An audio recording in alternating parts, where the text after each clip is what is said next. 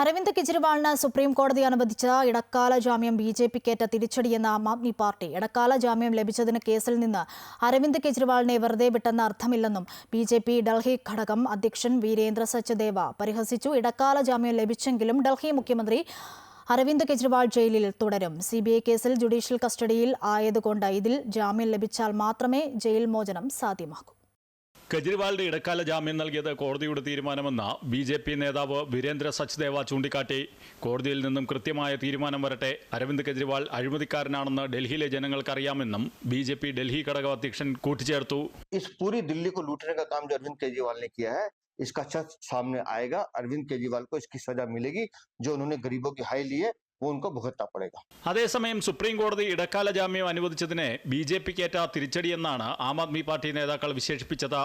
उनको पता था कि राउज एवेन्यू कोर्ट से जमानत मिल गई है. उनको पता था कि सुप्रीम कोर्ट से भी जमानत मिल जाएगी.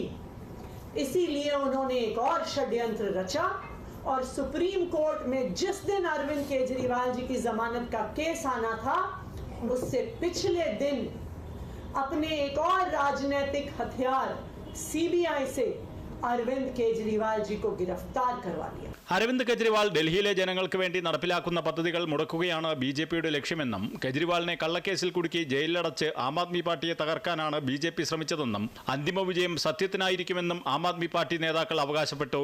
അമൃത ന്യൂസ്, ന്യൂഡൽഹി.